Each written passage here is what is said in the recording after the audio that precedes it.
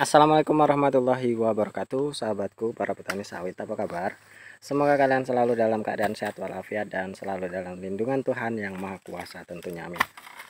Teman-teman, pada video kali ini saya akan berbicara konsep sebagai petani sawit supaya kita itu bisa memanajemen kebun kita, dan tentunya dengan manajemen yang baik maka nanti hasilnya pun akan baik.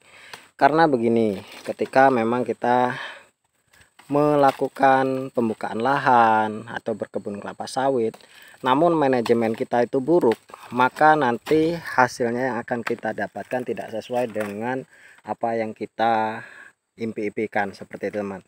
Karena sebagai petani sawit kita harus memiliki target yang jelas. Tentunya kalau kita tanam sawit, kalau bisa itu 2 tahun sudah bisa panen dan sudah bisa membantu dari biaya pemupukan dan biaya perawatan. Jadi apa sih yang harus kita lakukan teman-teman supaya kita memang bisa mendapatkan hasil yang lumayan? Tentu ada beberapa faktor yang mempengaruhi kebun sawit kita ini berproduktivitas tinggi. Yang pertama tentu adalah penggunaan bibit yang baik. Nah, itu sering sekali saya gaung-gaungkan teman-teman, sering sekali saya katakan kepada semuanya bahwa pemilihan benih itu memang sangat-sangat mempengaruhi dari hasil panen kita. Ya, punya saya ini hanya benih abal-abal dan tentunya hasil panennya lumayan ya mengecewakan lah bagi saya dibanding teman-teman yang memang sudah menggunakan benih unggul. Namun ya sebagian sudah mulai saya ganti, mana yang memang buahnya tidak bagus itu saya mulai ganti satu persatu, namun secara bertahap karena memang kebun inilah yang menjadi cikal bakal atau sumber biaya saya untuk kebun-kebun yang lainnya. Nah, ini saya panen. Itu yang pertama teman-teman, yaitu penggunaan benih yang baik. Kemudian jarak tanam juga jangan lupa harus memang benar-benar ideal. Jangan terlalu maruk, serakah dengan apa yang kita inginkan. Biasanya orang-orang ini ingin mendapatkan jumlah batang yang banyak, namun tidak memikirkan nanti efeknya bahwa itu bisa terjadi penurunan produktivitas. Itu sangat-sangat sudah banyak sekali terjadi. Jadi benih yang baik, jarak tanam yang ideal. Kemudian yang ketiga adalah masalah pemupukan. Nah, ini yang harus saya sampaikan teman-teman, lumayan cukup penting karena memang yang mempengaruhi baik tidaknya sawit kita nanti itu adalah di awal-awal penanaman teman-teman. Jadi 0 sampai 2 tahun itu adalah masa fase penting yang harus kita perjuangkan. Jangan sampai di umur 0 sampai 2 tahun itu kita tidak melakukan perawatan dengan baik. Ketika memang sawit itu sudah terbengkalai, sudah tidak berkembang dengan baik, itu nanti umur 2 tahun, 3 tahun, 4 tahun itu belum bisa berbuah dengan baik dan belum bisa berkembang dengan baik. Maka dari itu buahnya pun nanti ketika umur 5 tahun, 6 tahun itu tidak sebagus ketika memang di awal-awal itu dilakukan perawatan.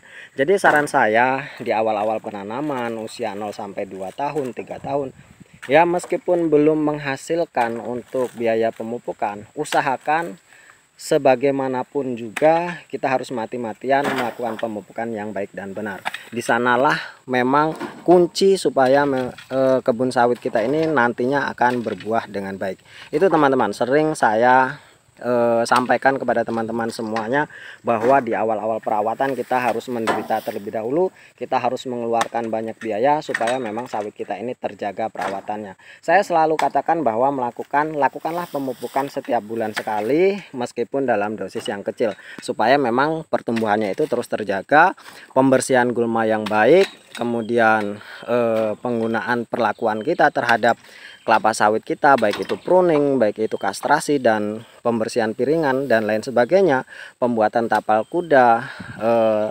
piringan, terasiring dan lain sebagainya, itu harus memang benar-benar kita perhatikan supaya memang pertumbuhan dari kelapa sawit kita ini memang terus terjaga dan jangan sampai terhambat. Itu yang pertama. Kemudian teman-teman, apa yang harus kita lakukan lagi ketika memang sawit kita ini sudah mulai panen seperti saya ini sudah berusia 4 tahunan ke atas, maka kita harus bisa memanajemennya. Jadi kalau saya sendiri teman-teman, saya selalu merotasi per 10 hari sekali.